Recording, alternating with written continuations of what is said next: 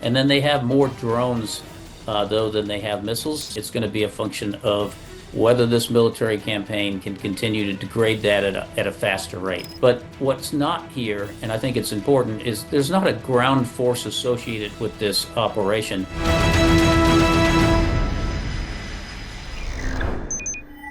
Well, you can see that military operations like this are complex, and you just saw that we had the United States had 3 airplanes shot down by Kuwait, not by Iran. It was a misidentification because the skies get complex when you're looking to defend, right? Because you have ballistic missiles, you have drones, you have airplanes that are conducting strikes all in the skies at the same time.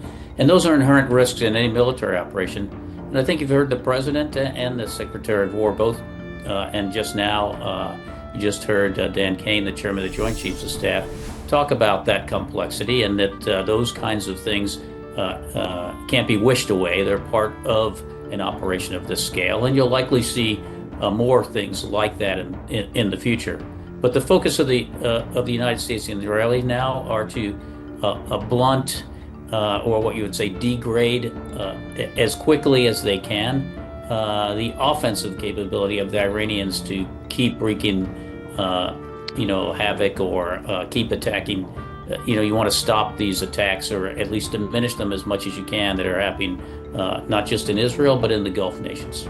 Well, I think the whole thing was described just on your show earlier today.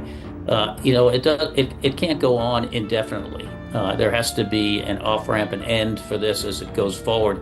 I think the U.S. is looking at it as the end of this is when they've significantly degraded the Iranians' offensive capability. But that won't end all of what's going on. In the end, the original goal of the administration in the United States was to get to a diplomatic solution related to not just the missiles, but the nuclear capability that Iran has and the ability, what we've seen from their proxies to conduct malign influence in the region.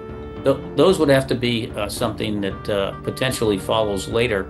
But what's not here, and I think it's important, is there's not a ground force associated with this operation. So what that means is, you're not going to expect a prolonged conflict.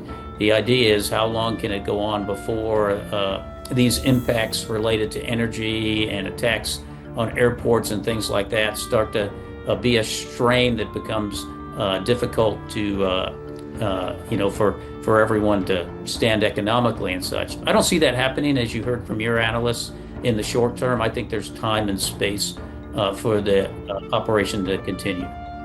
Yeah, that's the question of how quickly this campaign can get at blunting that capability that the Iranians have to attack. I think from the missile standpoint, there's a fixed amount that the Iranians have that, and what they're trying to do is stretch that out, which is why you see these attacks kind of less intensive, but more throughout the day.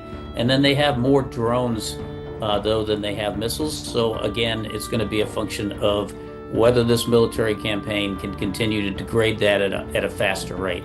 We're only a day or two into this, but at the same time, what we're seeing is not unexpected given what we've seen the Iranians do in the past. So the length of time here, I think is critical because the United States wants to be able to protect these cities because these nations are allies, and wants to have that, the threat of continued attacks on these cities diminished as quickly as possible. But time's going to tell.